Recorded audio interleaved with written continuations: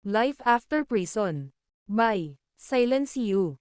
Kabanata 2571 hanggang 2600. Si Faison, na nakatayo sa di kalayuan, ay nagalit ng husto kaya't namula ang kanyang mukha sa galit at nagkaroon ng masamang tingin. Marahil ay sa sobrang galit niya kaya't natawa siya. Nasaan ang ugali ko? Pinatay ni Severin si Gresham. Hindi ako titigil hanggat hindi ako nakakaganti. Labis na nagulat si Carson nang marinig iyon at napagtanto niyang hindi ito magtatapos ng maganda. Sa katunayan, nahirapan siyang paniwalaan na pinatay ni Severin si Gresham. Ang Primordial Sacred Land ay naglaan ng maraming pagsisikap, oras, at mga mapagkukunan upang pangalagaan si Gresham upang balang araw ay magkaroon si Gresham ng malaking pagkakataon na maging isang Celestial.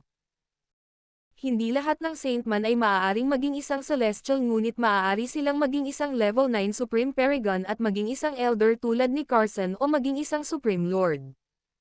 Gayunpaman, pinatay ni Severin si Gresham. Hindi nakakapagtaka na gustong-gusto ni Faison na patayin si Severin. Habang napag-uusapan ang lahat, mas lalong nabalisa si Carson dahil alam niyang hindi madaling talunin si Faison. Bilang tagapagtanggol ni Severin, hindi niya maaaring hayaan ang kanyang sarili na tumayo sa tabi at panoorin si Faison na saktan at patayin si Severin.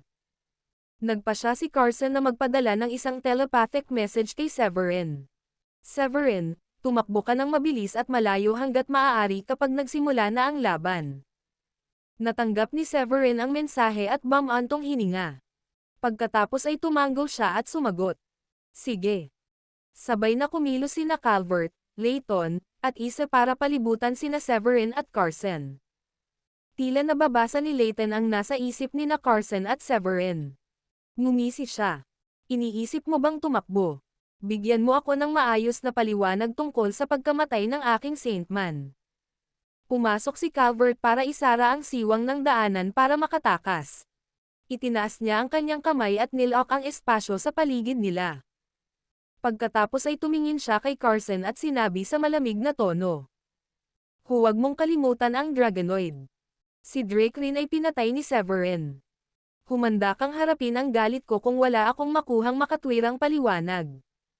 Umakyat sa langit ang aura ng kanyang Level 9 Supreme Paragon at nagbago ang kulay ng kalangitan.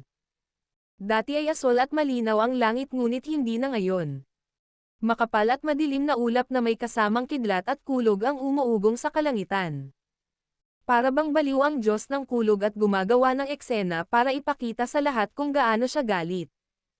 Hindi nagsalita si Isa ngunit tinitigan niya sina Carson at Severin ng may puot. Marahil ay hiniling pa niya na sana ay sapat na ang kanyang titig para mapatay sila. Nang mapansin ni Carson na nahaharangan ang lahat ng daanan para makatakas, labis siyang namangha sa takot. Wala siyang ideya na sapat ang lakas ni Severin para patayin ang apat na kababalaghan sa lihim na kaharian. Dumating sa kanya ang katotohanan at napagtanto niyang kailangan niyang humingi ng tulong sa sekta. Walang problema kung kailangan niyang labanan si Faison ng mag-isa at ang pagprotekta kay Severin ay hindi rin magiging problema.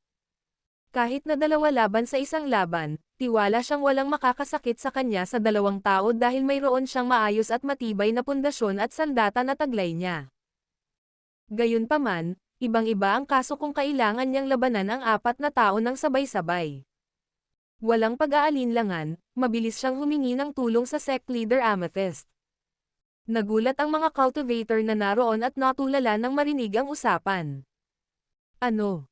Totoo ba? Si Severin ba talaga ang pumatay kay Gresham at sa tatlong iba pang Saintmen ng mag-isa? Ah, oh my God. Isa talagang makinang pamatay-tao si Severin. Ginugol ng mga sagradong lupain ang napakaraming pagsisikap at oras upang pangalagaan at turuan sina Gresham, Drake, at ang dalawa pa upang marating ang kinalalagyan nila ngayon. Nakakapangilabot na malaman na madali silang mamamatay. Tiyak na hindi ito hahayaang mawala ng ganoon kadali ng mga sagradong lupain. Ito na ang katapusan ng Grundy Uno Sacred Land dahil sa pag-atake sa 4 Great Sacred Lands ng sabay-sabay. Sigurado akong galit na ang mga kalahating immortal ngayon. Sumobra na si Severin sa pagkakataong ito. Dapat sana'y hindi na lang siya nagpakita ng sama ng loob. Pero huli na ang lahat. Ngayon na ang araw na mamamatay siya. Nagpalitan ng mga iniisip ang mga cultivator sa lungsod habang nakaramdam ng gulat.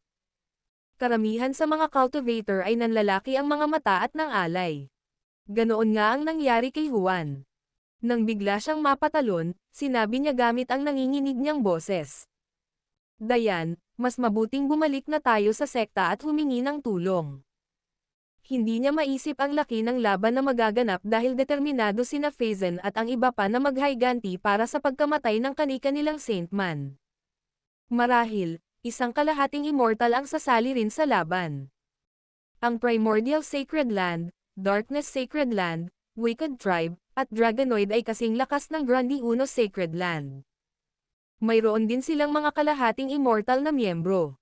Nagbago ang kulay ng langit at ilang milya ng lupain ang yumanig ng matindi na parang may lindol dahil lang sa galit ng isang Supreme Paragon.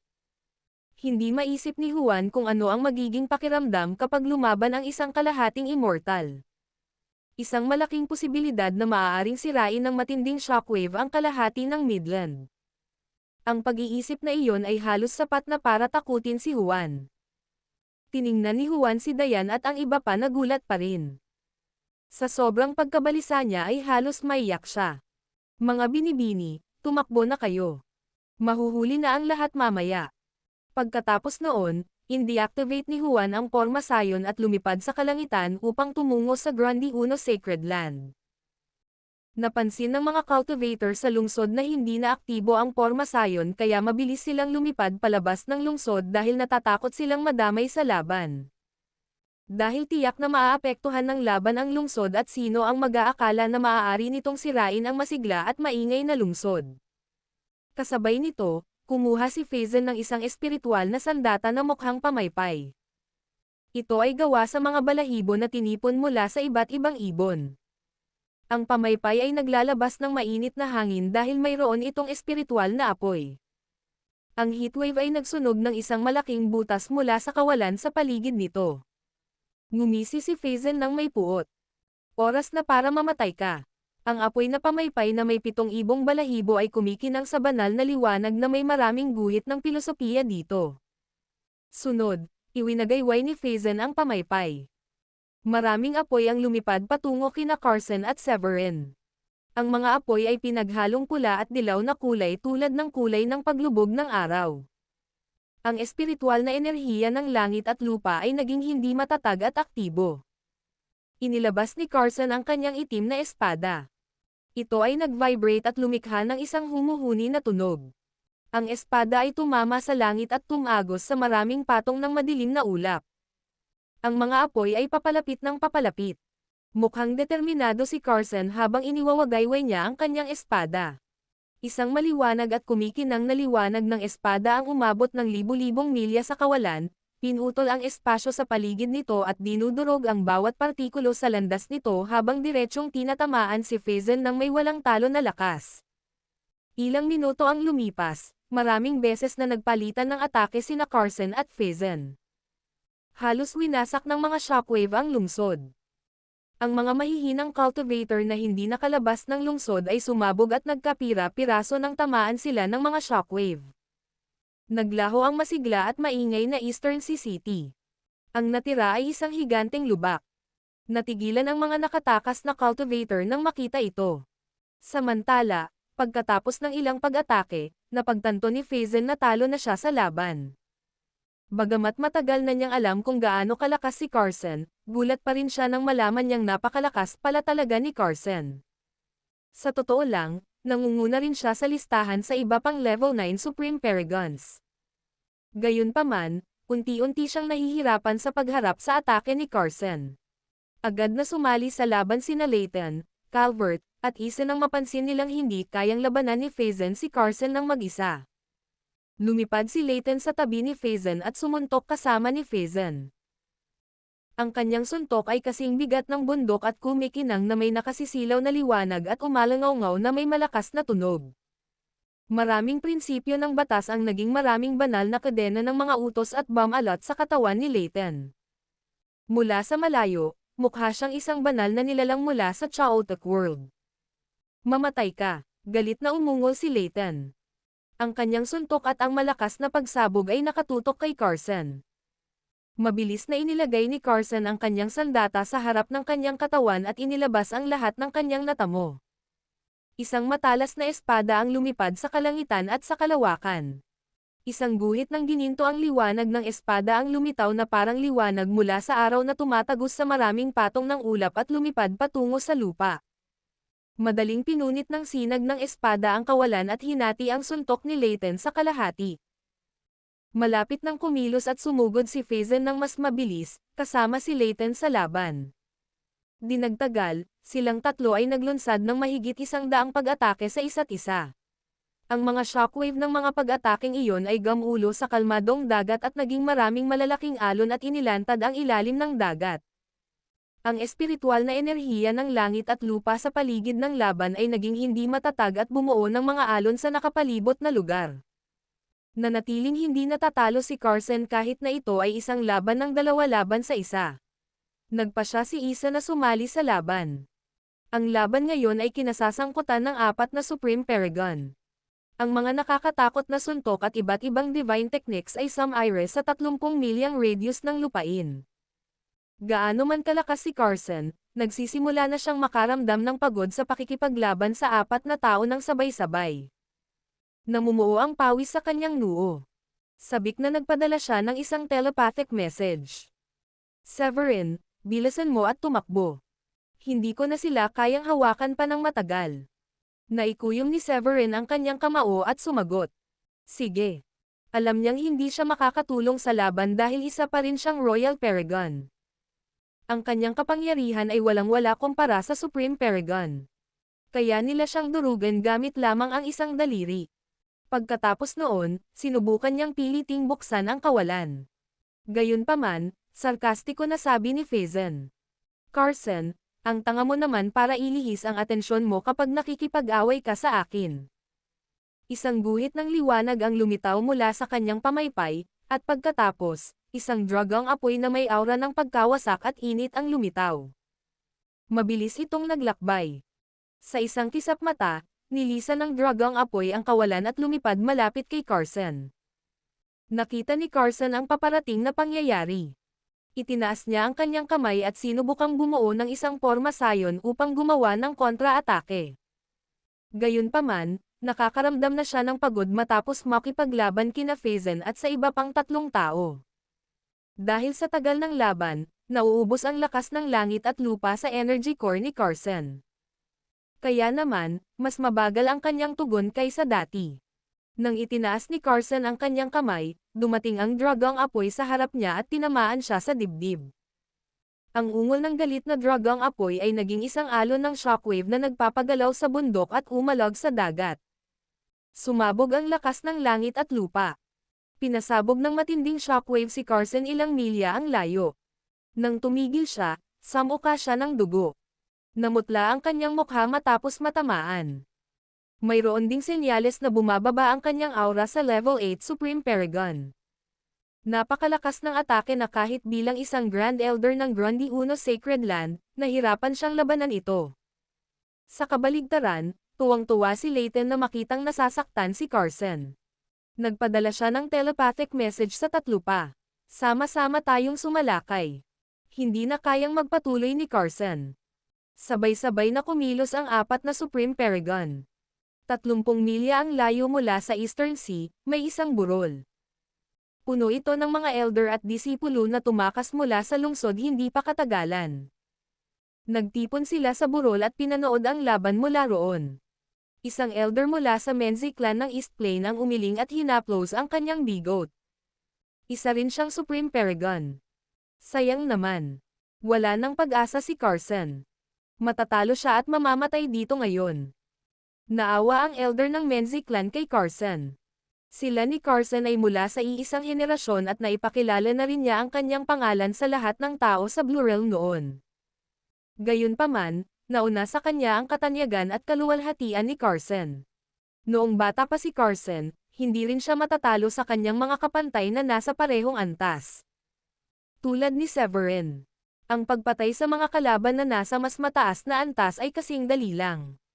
Matapos siyang maging isang Supreme Paragon, nanatili siyang pinakamalakas at hindi matatalo sa mga nasa parehong antas niya. Gaano man siya kalakas, mahirap pa ring manalo sa laban na ito dahil nalalagpasan siya ng 4 na Supreme Paragon ng sabay-sabay at kailangan niyang protektahan si Severin. Tiyak na matatalo siya sa laban na ito. Pakiramdam ng elder ng Menzi clan ay nasaksihan na niya ang pagbagsak ni Carson at nalungkot siya. Ang elder ng Burke clan at si Wenzel, ang banal na tagapagmana ng Burke clan, ay naroon din sa burol at pinapanood ang laban. Ngumiti ng sarkastiko ang elder. Napakatanga ng ginawa ni Severin. Ang pagpatay sa 4 na kababalaghan at pag-atake sa 4 Great Sacred Land. Iniisip ba talaga niya na magagawa niya ang anumang gusto niya dahil napakalakas niya? Walang makakapagligtas sa kanila mula sa 4 na Supreme Paragon ngayon, kahit pa dumating si Amethyst sa tamang oras. Tumanggo ang iba pang miyembro ng mga sagradong lupain at mga elder upang ipakita na sumasang-ayon sila sa sinabi ng elder ng Burke clan. Ngumisi ang isang lalaki. Hindi mahihina sina Calvert, Faison, at ang dalawa pa. Kung nais ni Carson na mabuhay upang makita ang araw ng bukas, ang tanging pag-asa niya ay ang gumamit ng isang protective divine weapon. Kung hindi, siya at ang kanyang sekta ay kailangang magbayad sa mga sagradong lupain ng maraming regalo upang maapula ang apoy. Isa siyang Supreme Paragon at miyembro ng Floating Light Sacred Land. Isang lalaking may 8 talampakang taas na may maskuladong katawan, 2 malalakas na braso, parisukat na mukha, at makapal na balbas. Noong labanan sa Starry Sky Battle, si Affley, ang Sandman ng Floating Light Sacred Land, ay isa sa iilang nakipagkompetensya para sa pagkakataong makuha ang True Immortal Essence. Malapit na siya. Sa huli, si Severin ang nakakuha ng pagkakataon. Galit na galit ang Floating Light Sacred Land dahil doon. Ngayong nasa alanganin sina Severin at Carson, labis silang natuwa. Napakabilis ng pag-unlad ni Severin. Wala pang 2 buwan mula nang taglayin niya ang True Immortal Essence ngunit naabot na niya ang Level 4 Royal Paragon. Kung bibigyan siya ng mas maraming oras, hindi magtatagal hanggang sa araw na maging isang Supreme Paragon siya. Ang Grundy Uno Sacred Land ay matatagpuan ilang libong milya ang layo. Ito ay mapayapa at maayos sa sekta na may purple aura na bumabalot sa kalangitan at sa tuktok ng bundok at ang liwanag ay kumikinang sa banal na liwanag. Ang Celestial Crane ay huni ng malambing at ang Vermilion Bird ay sumasayaw sa kalangitan. Ang mga USA ay kumakain ng damo at ang mga Spirit Ape ay natutulog sa kagubatan.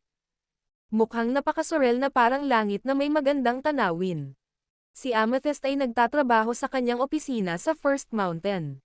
Bigla, ang kanyang jade pendant sa kanyang baywang ay nanginginig ng matindi. Sinuri niya ito gamit ang kanyang banal na sentido upang makuha ang impormasyon. Sa loob ng ilang sandali, ang kanyang mukha ay naging kakilakilabot. Pinatay ni Severin ang mga saintmen ng 4 Great Sacred Land. Nagsanib puwersa ang mga Supreme Paragon ng 4 Great Sacred Land. Napagtanto ni Amethyst na nasa malaking problema sina Carson at Severin matapos mabasa ang mensahe.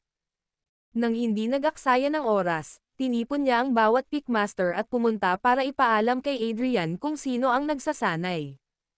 Nang malaman ni Adrian kung gaano kaseryoso ang bagay na ito, pinunit niya ang kawalan at dumating sa main hall. Naroon na sina Willett, Heath, Mona, at Cuthbert. Matigas na wika ni Adrian pagkarating niya. Makinig kayo. 2 sa inyo ang manatili sa likod para protektahan ang sekta habang ang iba ay susunod sa akin papunta sa Eastern Sea. Opo, Ginoo. Sumagot ang mga elder. Hindi nagaksaya ng oras si Adrian. Ginamit niya ang kanyang kamay upang punatin ang kawalan. Nang muling lumitaw siya, libu-libong milya na ang layo niya mula sa sekta. Pagbalik sa Eastern Sea, namutla ang mukha ni Carson at nagsimulang manginig ang kamay na hawak niya ang espada. Naubos na ng laban ang kanyang espiritual na enerhiya. Nagtamo rin ng malubhang pinsala ang kanyang katawan. Nagsanib puwersa sina Faison, Calvert, Layton, at Isa. Ang kanilang mga kapangyarihan ay sapat na malakas upang bigyan ng malaking suntok ang isang kalahating immortal. Tiyak na matatalo si Carson sa laban maliban kung mayroon siyang kapangyarihan ng langit at lupa mula sa Protective Divine Weapon upang patayin ang isang Supreme Paragon. Isang hakbang na lang ang layo ng isang Supreme Paragon para maging isang Celestial, kaya naman, ang buhay ng isang Supreme Paragon ay napakalakas at napakalakas. Sa loob ng wala pang 10 minuto, napuno ng dugo si Carson at nagtamo ng malubhang pinsala. Alam ni Severin na hindi sila magkakaroon ng pagkakataong makaalis ng buhay sa lugar na ito kung wala siyang gagawin para tumulong. Kaya, itinaas niya ang kanyang kamay at tinawag ang Oculus Blade. Pagkatapos noon, sumigaw siya. Carson, gamitin mo ang espada ko. Biglang lumitaw ang Oculus Blade mula sa kung saan at ikinalat ang aura ng Protective Divine Weapon sa buong Eastern Sea. Tila may katalinuhan ang espada at naramdaman niyang nasa mapanganib na sitwasyon si Severin. Mabilis itong nagpakawala ng 12 ng mga guhit ng gininto ang liwanag. Ang maringal na espada ay sumikat at tumama sa kalangitan at maraming patong ng madilim na ulap. Narinig ni Carson, na nahihirapan sa labanan, ang mga salita ni Severin. Bigla, naramdaman niya ang aura ng isang Protective Divine Weapon at nakita ang Oculus Blade na lumilipad sa kanyang kamay. Tuwang-tuwa siya. Ha. Hindi ito ang araw ng aking pagkamatay ngayon.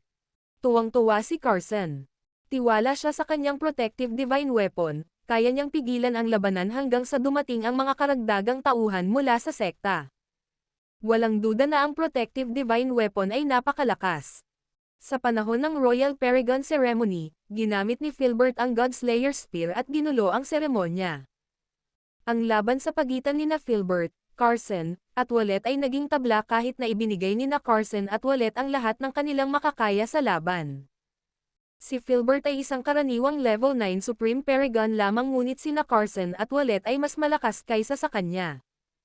Sapat na iyon upang patunayan kung gaano kalakas ang Protective Divine Weapon.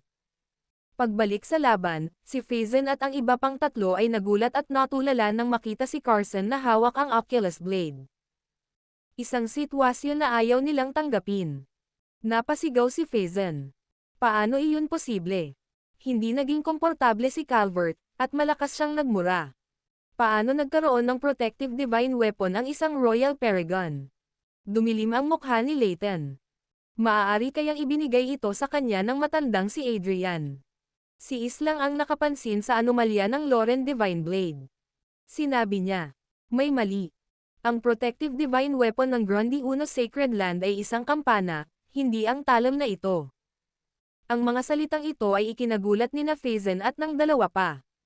Pagkatapos ng ilang sandali ng pagkabigla, silang tatlo ay puno ng inggit at tinitigan nila si Severin ng may kasakiman. Paano nila hindi maiinggit sa isang Royal Paragon, na mas mahina kaysa sa kanila, na talagang nagtataglay ng isang Protective Divine Weapon? Ang mga Protective Divine Weapon ay ang mga pangunahing sagradong lupain. Gagamitin lamang ito sa matinding mga sitwasyon. Sa pamamagitan ng basbas ng isang Protective Divine Weapon, halos malayang magagamit ng isang Supreme Paragon ang kapangyarihan ng langit at lupa. Si Faison at ang iba pa ay parang mga gutom na lobo, mabangis na nakatitig kay Severin. Ang tanging naiisip nila ay pumatay para sa kayamanan. Si Carson, na may hawak ng Loren Divine Blade, ay malinaw na kilala ang iniisip ni Faison at ng iba pa. Gayunpaman, sa basbas ng Protective Divine Weapon, ngayon ay nakaramdam siya ng 100 beses na mas masigla at pansamantalang napabayan ang sakit mula sa kanyang mga pinsala. Patayin. Matapos sumigaw ng malakas si Carson, ang maringal na kapangyarihan ng langit at lupa ay sumugod sa talam.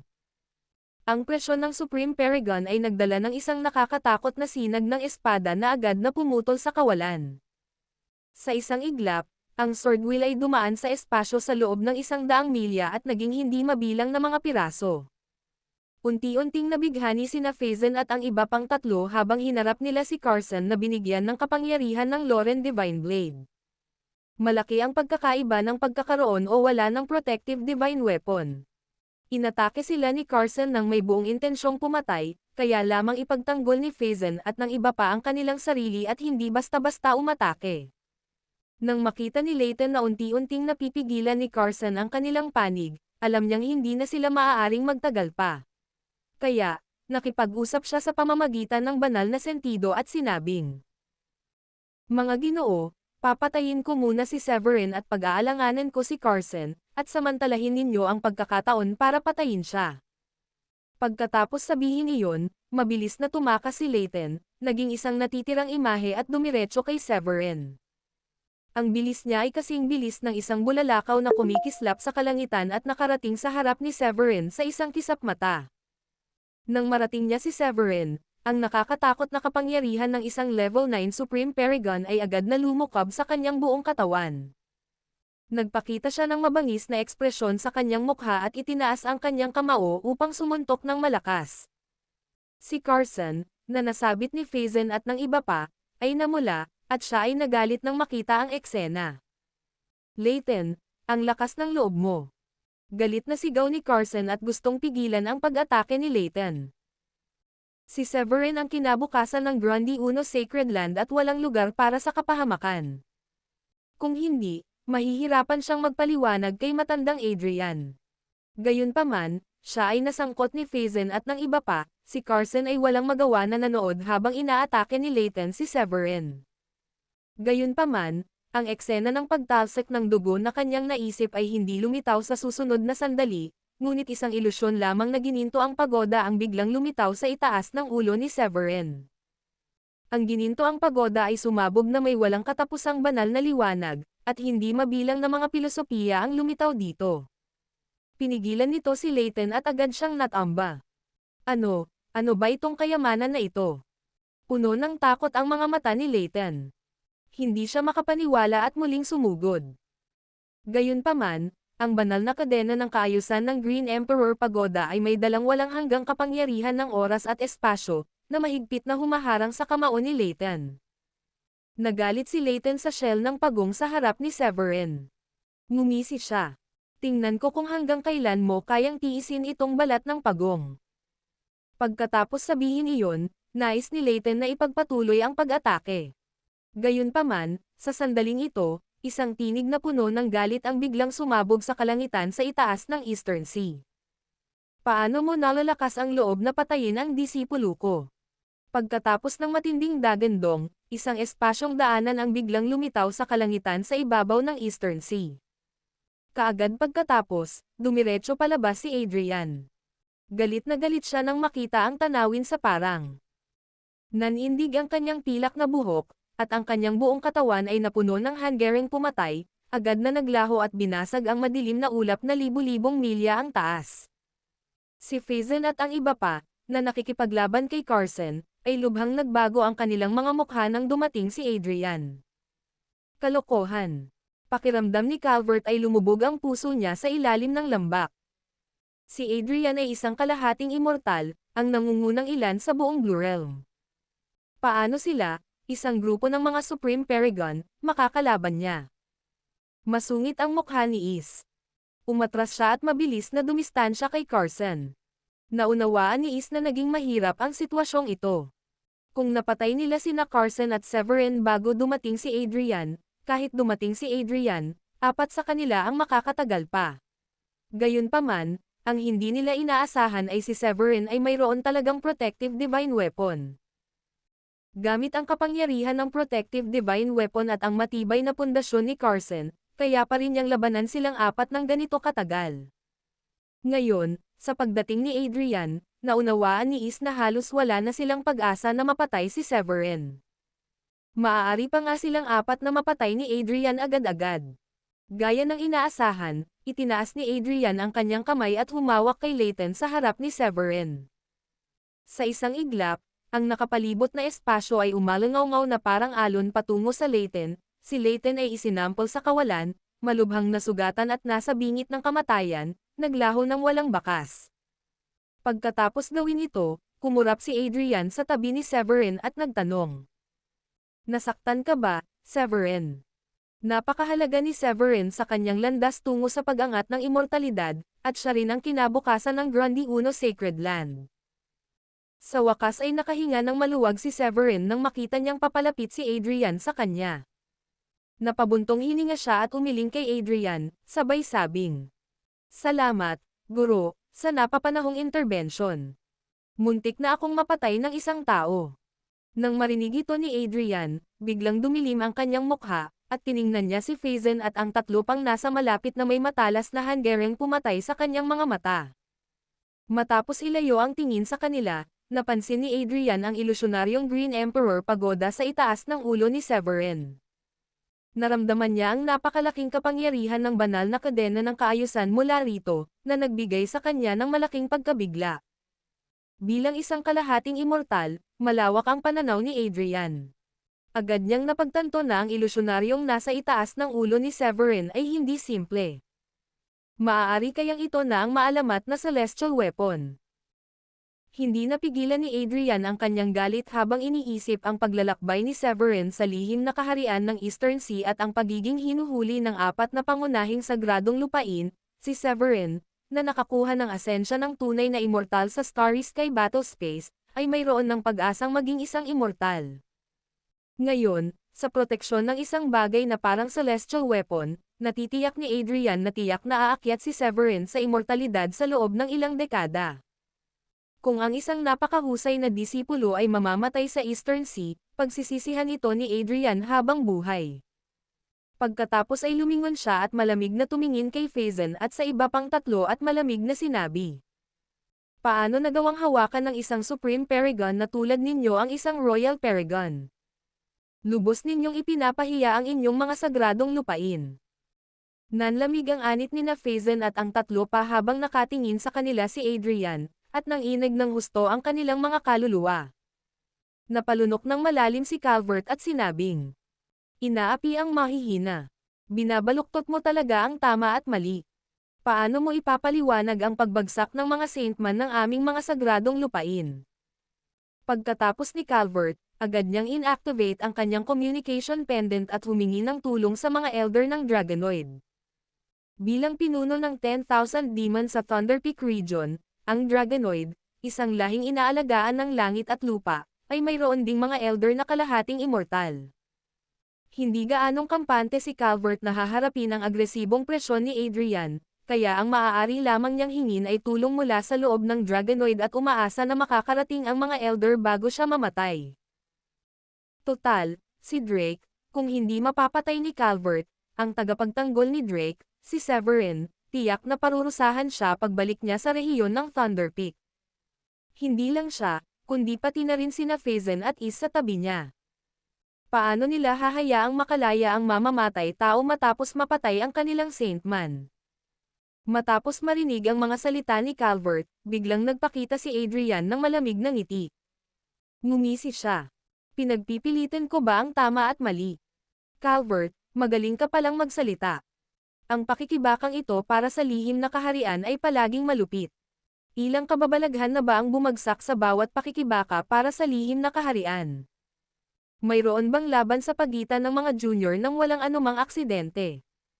Bakit ikaw naman ang Dragonoid na naging espesyal? Namula ang mukha ni Calvert nang marinig niya ito.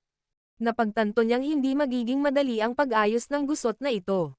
Bagamat siya, si Faison, at ang iba pa ay makapangyarihang level 9 Supreme Paragons na kayang lumikha ng matinding gulat sa labas ng mundo sa pamamagitan lamang ng isang yabag ng kanilang mga paa, wala pa rin silang halaga sa harap ni Adrian.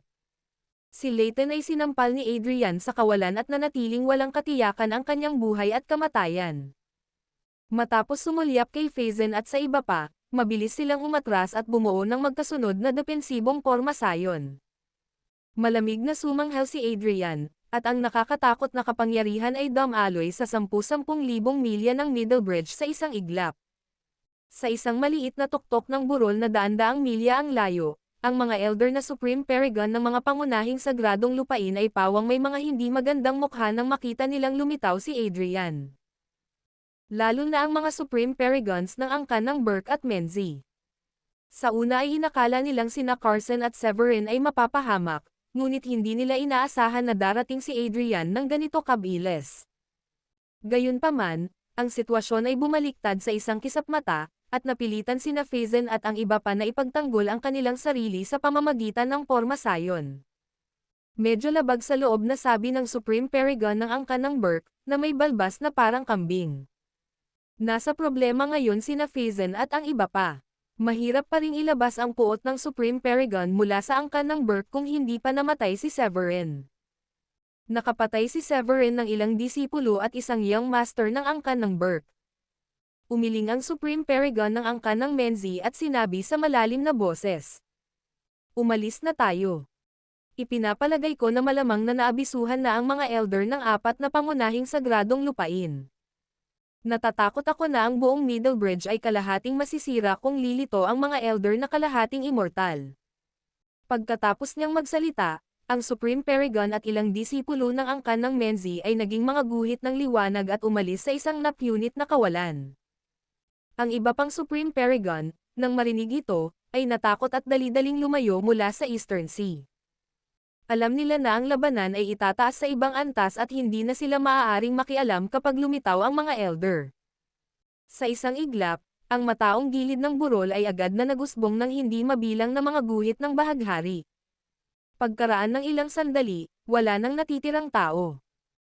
Sa Eastern Sea, sina Faison at ang iba pa, na magkakasamang bumubuo ng depensa, ay may mga pulang mata at nakakabaliw na ekspresyon, nilalabanan ang nakakatakot na aura na nagmumula kay Adrian ng buong lakas.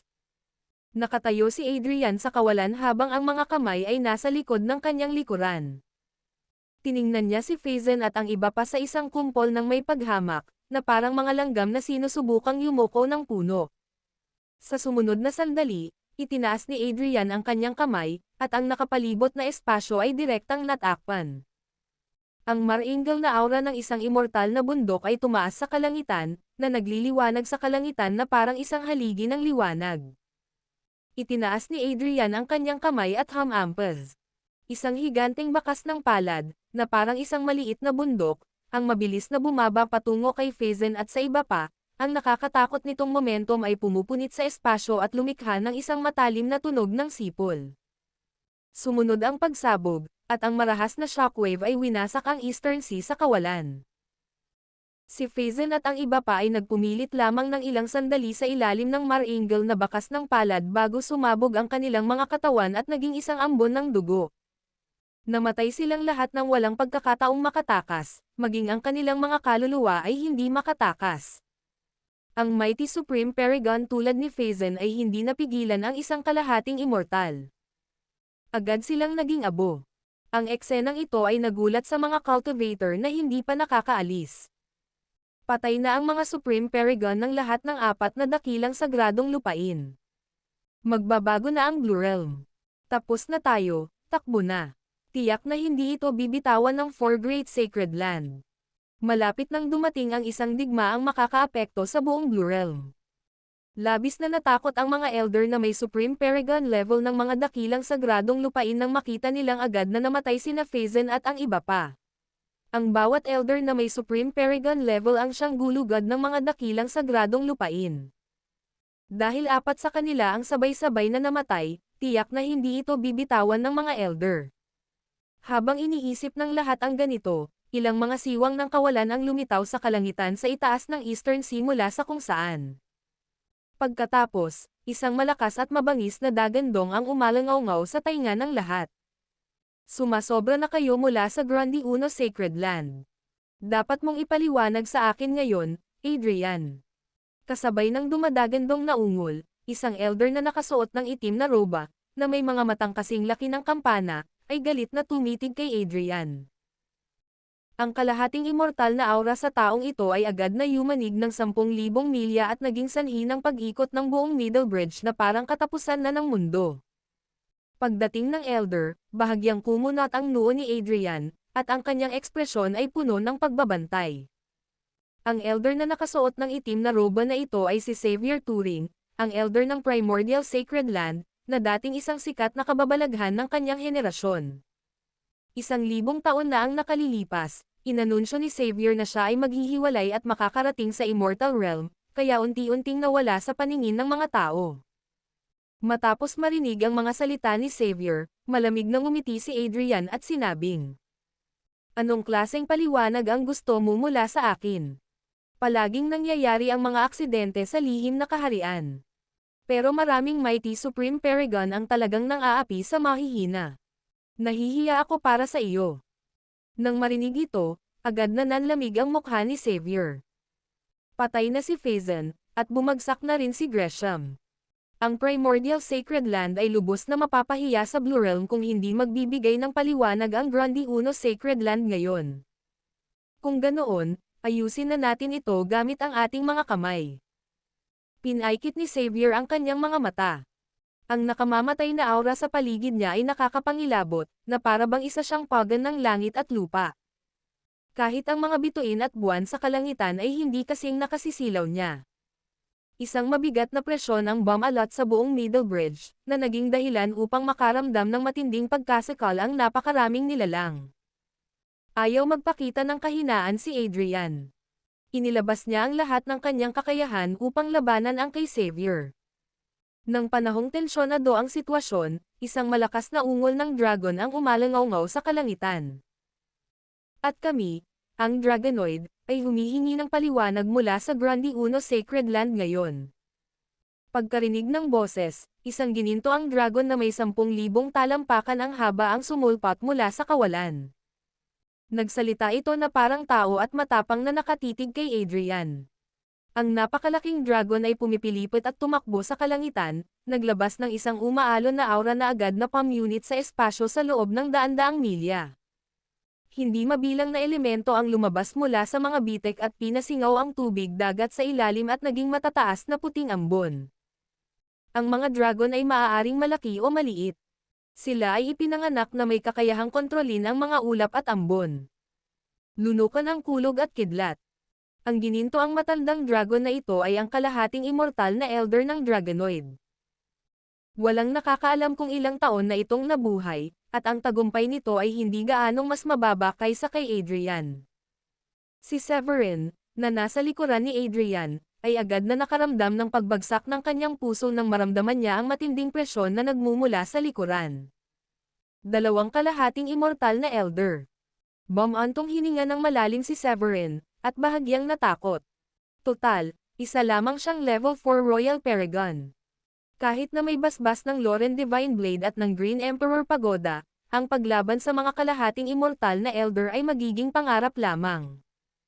Naramdaman ni Adrian ang anomalya ni Severin.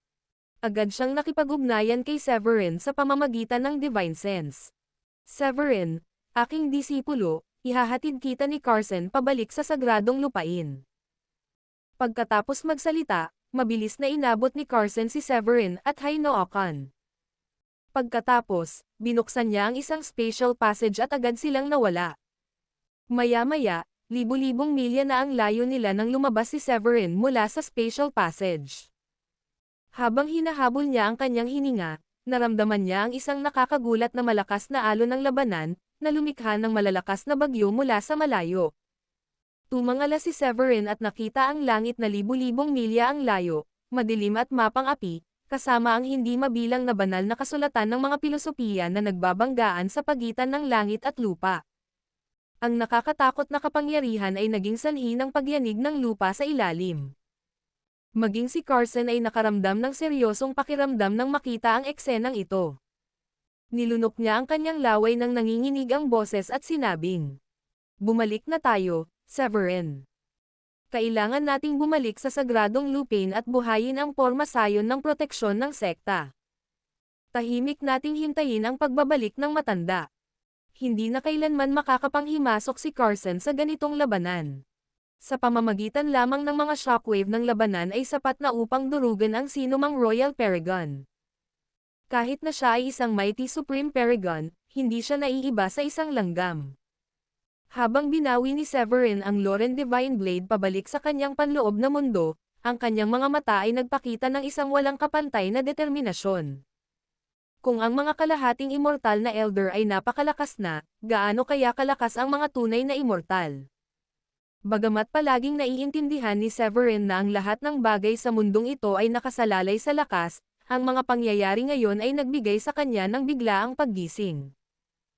Kung mayroon siyang lakas ng isang tunay na immortal, hindi maglalakas loob sina Phazon at ang iba pa na kumilos ng walang ingat sa harap niya. Kahit napatayin niya si Gresham at ang iba pa sa harap ng mga dakilang sagradong lupain, si Xavier at ang iba pa ay kailangang yumuko at humingi ng tawad ng may paggalang. Ang pagkasabik ni Severin para sa lakas ay higit pa kaysa dati.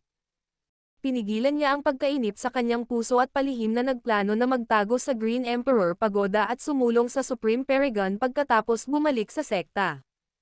Lipulin niya ang Primordial Sacred Land sa araw na makapasok siya sa Supreme Paragon.